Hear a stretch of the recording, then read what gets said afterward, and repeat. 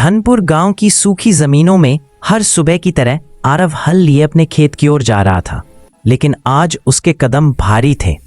3 महीने पहले उसे एक चमकती नीली पीतल की कांच की शीशी मिली थी, जिसमें सदियों से कैद थी लायरा, एक अनोखी जिन। उसके जादू ने आरव की दुनिया बदली, लेकिन एक गलती ने उसकी जिंदगी तोड़ दी।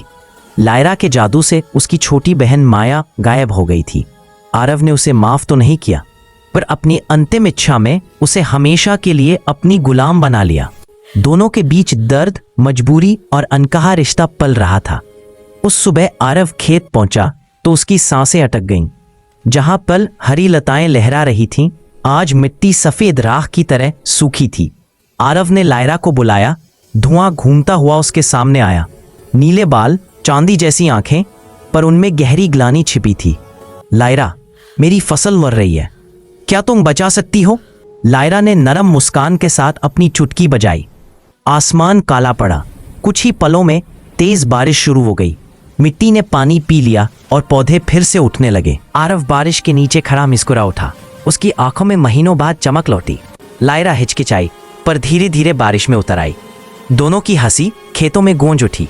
उनके बीच का दर्द कुछ देर के लिए पिघल रहा था, लेकिन अचानक बारिश का खतरनाक ट्विस्ट।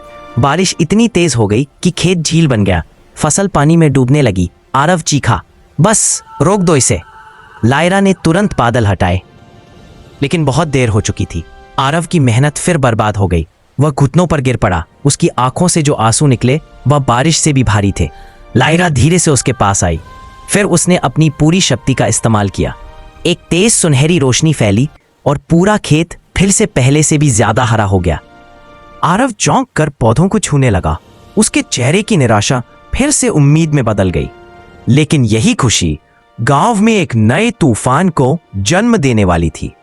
धनपुर में एक नाम था जिसे सुनकर लोग रास्ता बदल लेते थे।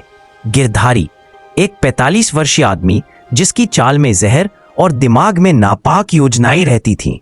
उसके खेत भी बारिश में डूब चुके थे, लेकिन जब उसने आरव का खेत देखा, सूखा भी नहीं बल्कि पहले से भी ज्यादा हरा, उसके मन में शक और लालच एक साथ उभरा। शाम ढलते ही वह आरव के घर की खिड़की के पास छिपा। अंदर का दृश्य देखकर उसकी आंखें फैल गईं। नीली चमड़ी वाली एक लड़की हवा में हाथ घुमा रही थी और खाना प्रकट हो रहा था, और फिर वह धुएं में बदलकर नीली शीशी में समा गई।